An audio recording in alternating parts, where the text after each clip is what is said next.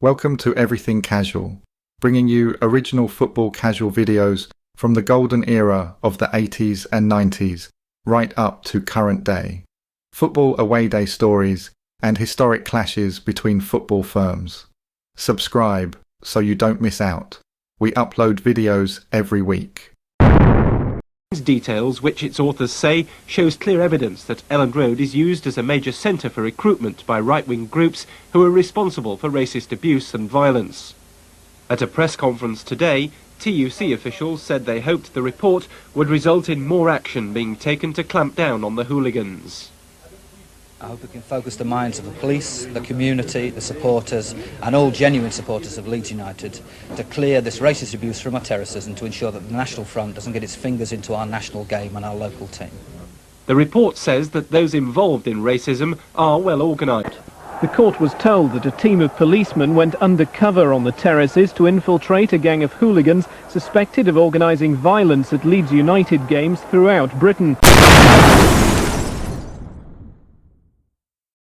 Today's video is taken from a former Leeds United hooligan with the service crew firm and how he tried to bring his black childhood friends into the then racist Leeds firm that had many NF members and wouldn't accept any black members.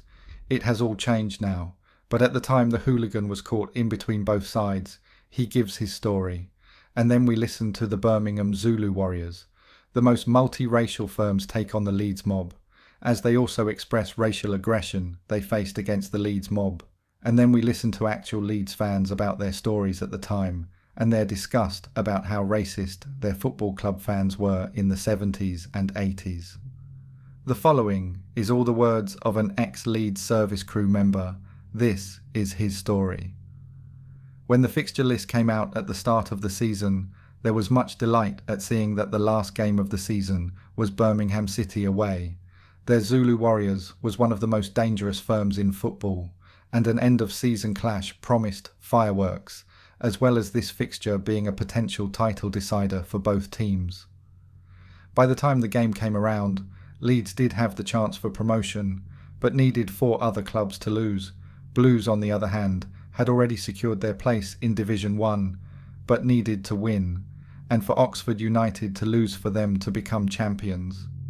With a feeling of invincibility from both mobs, it was a fixture for the hooligans to relish, but no one could have predicted how explosive and tragic the day would turn out to be. The anticipated clash between the service crew and the Zulu Warriors was given the added spice by the issue of race. The Zulus were famously a multiracial mob, with a high percentage of black, mixed race or Asian hooligans. Leeds, rightly or wrongly, were perceived as one of the most racist firms in the country at the time. Yet, as is more often the case, it was more complicated than a white versus black scenario. Steve Lee came from Chapeltown, an area with a large ethnic minority population, and had first-hand experience of trying to bring more black lads into the Leeds firm in the 70s and 80s. He started to go to games in the mid-70s and became part of the Townies, the group of lads from all over Leeds who adopted the city centre pubs and bars as their base. Chapeltown itself nestles between Leeds and Bradford. White and black lads growing up together was the norm there. With mixed Chinese and English parentage, Steve admits that the racist behaviour within the firm got to him, although he was never a victim of it himself. As a main face from the area, he was one of the few that tried to bring Chapeltown lads into the service crew.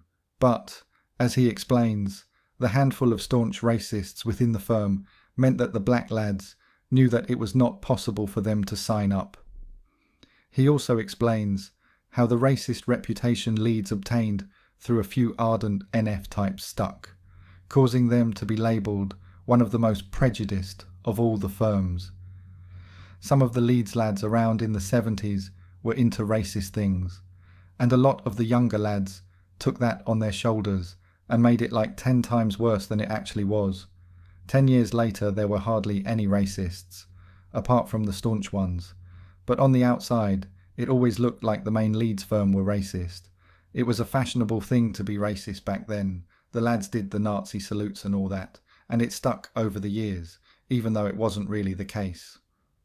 Quite a few didn't get involved in it all from the start, but the late 70s and early 80s were the years of race wars, as we called it.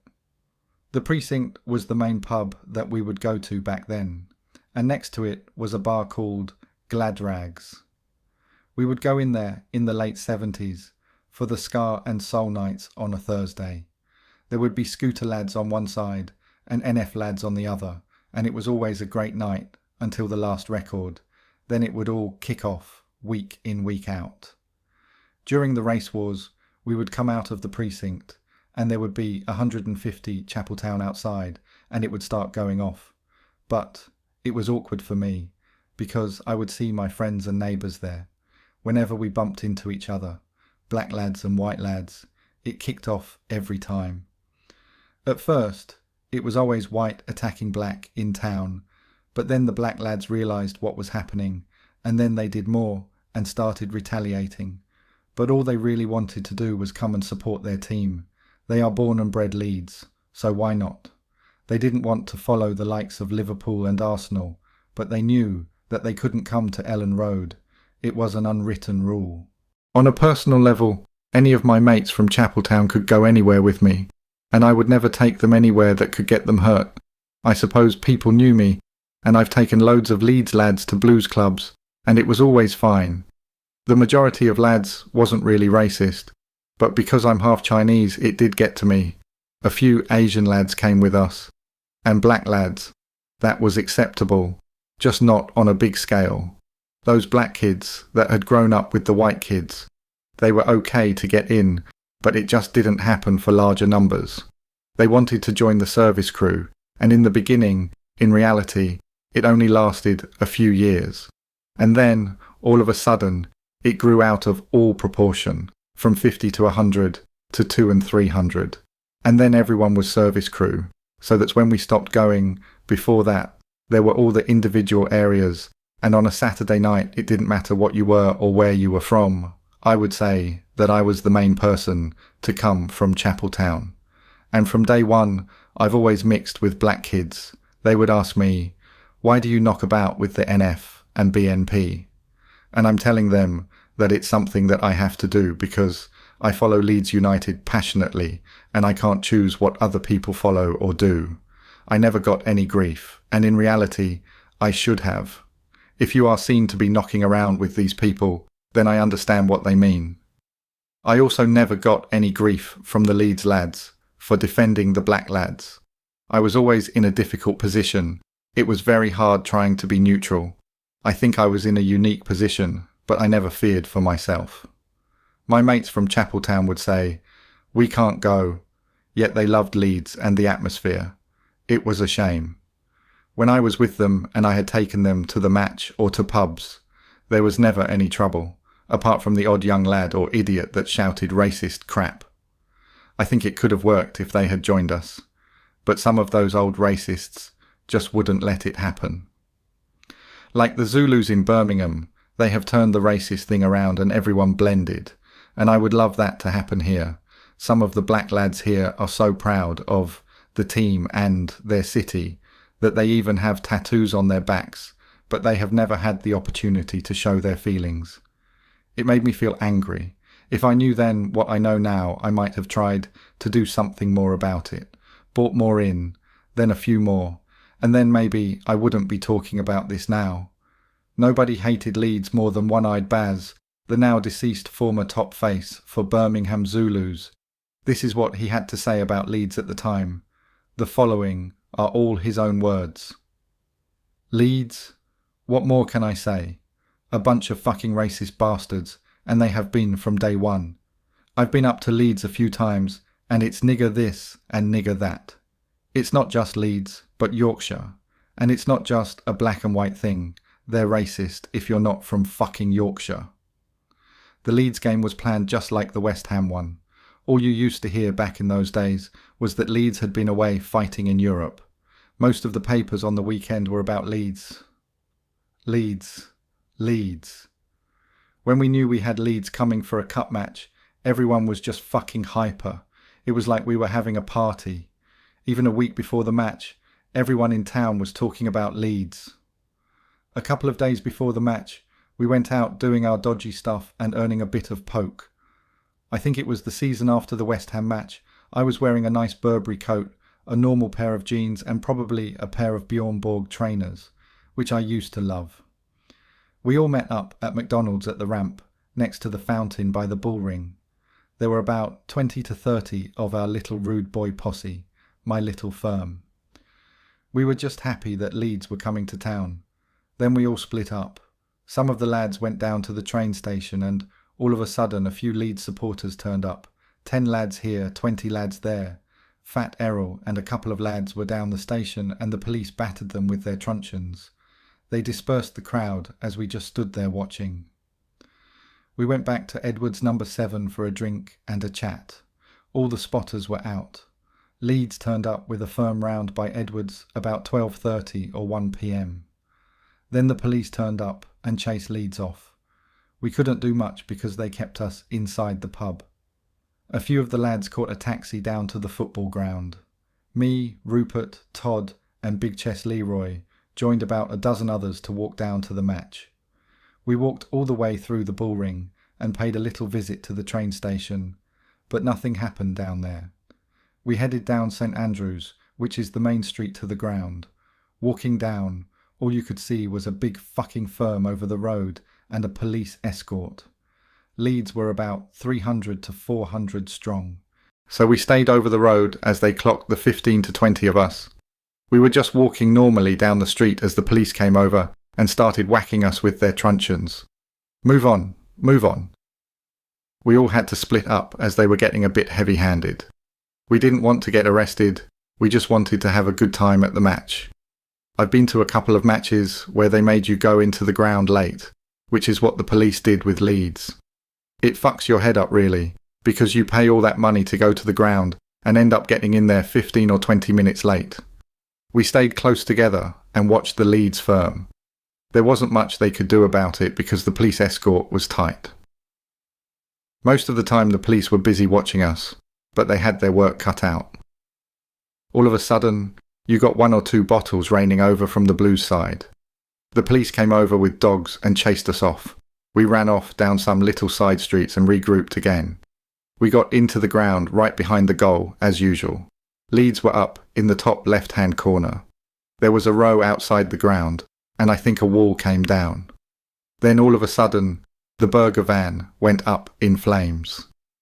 Inside the ground, Leeds started coming down onto the pitch, so all the Blues ran onto it as well. They had a big firm crammed into the corner of the ground where the wall came down. I remember running onto the pitch and getting out of breath. I wasn't very fit back then. Everyone got together like something out of Braveheart. When you stand there fighting, you get to find out who your friends are. If you're a black lad, you know when you're fighting a white lad. But we had a massive following of black and Asian lads at the time, and so you didn't know who was who at the end of the day. We had it off on the pitch as the police came towards us. Leeds retreated back to their end, and the Blues continued coming forward. We were running them back and forth to their end for ages. The police managed to contain Leeds in their own half, but we kept on coming. People were throwing things at the horses and trying to pull the police off them. After the game, we heard on the radio that somebody had died after the wall collapsed. At the time we weren't bothered though, it wasn't a Blue, so we didn't really care. We were probably even fighting amongst ourselves, as there was no Leeds in our end. I remember how, when we played West Ham, there were a few of them in with our fans. I think the Leeds fans ran onto the pitch to get away from the burger van on fire and the collapsing wall. So, we just decided to run them on the pitch. It really kicked off. What a row. I was in my element, man. I stood with a few of the lads as punches and kicks were thrown, like I was in some kung fu movie. People were getting dropped like flies. I remember this white lad, a Blue, who stood back to back with a black lad, and they were knocking out everyone in sight. Anyone who got in the way got banged, and after the game it happened again. All of us, Blues lads, went to the waste ground, and the police came over. We started bricking them and chasing them off. They tried forming a line of riot shields, but we gave it to them. We hammered them. After 15 to 20 minutes, everyone disappeared, and then walked back towards town. Some of us regrouped around the back of some houses in the back streets, watching where the helicopter was. If you could see it, then you knew where the police were. We walked down the side streets on the estates, while Leeds walked past with the police. Bottles and bricks went raining over, anything that we could throw at them. The police chased us for a full half-mile, and then we just walked back into town. We waited round by the train station, and when Leeds arrived, it happened all over again. Everyone was running all over the place. One of the lads had some darts, and he was throwing them at people. It kicked off outside the station, and the police were chasing everyone with their truncheons before they got Leeds back inside. A lot of people knew me because I was a name, and I was always fighting around town, not just at football, but on the club scene too. I was causing trouble, having it off with people. I made a name for myself slowly, gradually. When I first got into town, I was just some guy from Handsworth. Then I started linking up with a group of lads from different areas, black lads, white lads, and Asians. We were all out to do the same thing, earn some money. Another time, we met up at New Street Station for an away game at Leeds. About 30 or 40 lads, black, white, and a few Asian. Everyone was up for it, buzzing. We thought of getting off at the stop before Leeds and heading that way, but the police were waiting in heavy number, so we stayed on the train. They put us in an escort, and it was the usual verbals. We were calling them scabs and everything. Back then we still looked upon Leeds as a racist place, even though they had a small black community. The police held us up for half an hour on the platform, searching every one of us thoroughly before putting us on to waiting buses and moving us to a pub. There were the usual attempts to break the escort, but the police weren't having any of it. We knew they would turn up for the blues. Obviously, having heard about our reputation, nothing went on inside the ground. We were kept in for half an hour after the game, and, as we came out, all you could hear was, "Leeds, Leeds, Leeds, we are Leeds," and all that kind of shit. We were shouting, "Scum, scum." As a few bottles came flying over, it didn't faze us. We thrived on the atmosphere of being surrounded by all these racists in yellow and white scarves, hundreds and hundreds of them. We didn't carry colours, we were dressers. As the bricks and bottles were raining down on us, the police didn't do anything. But, as soon as we turned to have a go back at them, they took action and waded into us. We were basically caught in their ambush and just had to stay together as a pack. Some of us were breaking away to have a go, but we were getting stranded as too many of our own felt too threatened to back us up. The police eventually got us back on the buses and away. When we got to the train station, we'd had enough, as we felt the police were taking the piss out of us. So, we set fire to the bins and used them as a barricade to push forward. This resulted in a full-on scuffle with the police until we got back on the platform and pushed back onto the train. Among ourselves, the usual inquests started. We should have done this. We should have done that. Not for the first time, the call was that we were disorganised as a firm. A good few lads were hurting from the ambush or the lashing from the police. Between certain teams there will always be a history there. No one is going to forget what happened at Leeds, and this was always going to be their revenge for what happened at St Andrews when their fan died after a wall inside the ground collapsed. The following is taken from a Leeds fan forum in the early 80s, and for much of that sorry decade, the experience of being a match-going, non-racist Leeds United fan was lonely and disgusting. The atmosphere around Ellen Road was rancid with bigotry. Skin-headed, bone-headed racists sold the flag, a right-wing snot rag, outside the ground. It was done openly, brazenly. Dissenting voices, when raised, brought upon their owners the risk of violence. The club was inert and complacent. The police sat by and watched. It was depressingly, shamefully awful. And then things started to change. Civilised, intelligent Leeds United supporters, unable and unwilling to accept the evil being dispensed in the name of their beloved club, organised themselves into Leeds United Fans Against Racism and Fascism. Fanzines were sold expounding the voice of reason against the bigoted filth being peddled by the racists. More decent supporters woke up to what had been going on, joined the anti-racist movement, bought the fanzines, started to raise the voice of protest against the ignorance and malice of the terrace chants against visiting black players. Even the slumbering Leeds United itself reacted positively to the changes afoot. Black players were signed, the first since the brief but bright Leeds career of Terry Connor. Noel Blake, affectionately nicknamed Bruno, loved by the Cop. Vince Hilaire, Quicksilver winger, reviving memories of Albert Johannesson in the 60s, the first black player to play in the Cup final, and a Leeds hero when the Ravy Revolution was still new. It was a painfully long, slow job, but Leeds United finally managed to all but rid itself of one of the most degradingly awful reputations for racism and bigotry anywhere in the game, and they largely did it as an institution, by the efforts of enlightened fans, supplemented by the club's more enlightened transfer policy, at a time when there was still an unofficial bar observed by the likes of Everton FC. I'm extremely proud of the way my club tackled its problems.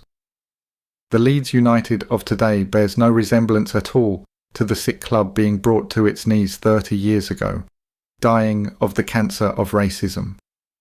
The whole world has moved on, though pockets of the disease still exist at home, yet far more significantly and overtly abroad. We now live in a time when these manifestations of hate and ignorance are a palpable shock to the system, and that in itself is a massive change for the better.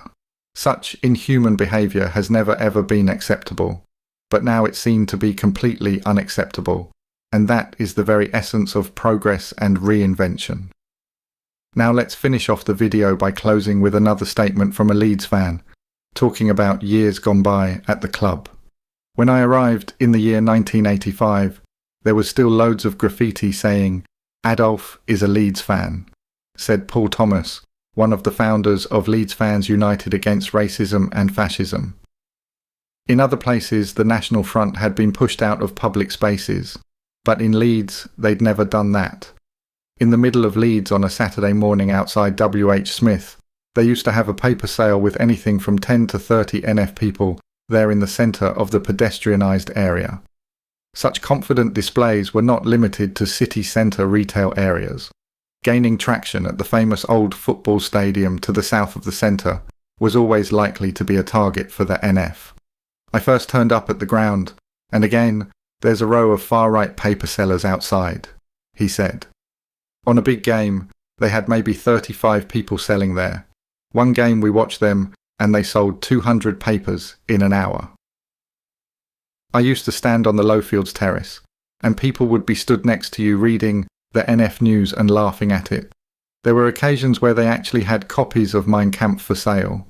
Of course, no one's going to buy 900 pages of nonsense, but the presence was very visible, and that at the football and in the city made people from all sorts of backgrounds want to do something about it. It's arguable that the previous decade had been more fruitful for the NF, with the 80s left over to a smaller group of more virulent racists, after others either joined the BNP, ended up in prison, or drifted away. The 70s had seen regular showpiece marches, predominantly through areas considered to be Asian. The problem was far from simply a few hardliners punting an extremist rag, but with a resurgent far right came a stiffened resistance to them. Thank you for taking the time to watch this video. If you subscribe, you will be notified when we release a new video. It could be your firm we make a video about next, so don't miss out and hit the subscribe button. You can find me on Facebook or email me if you have a good story to tell. See you next time.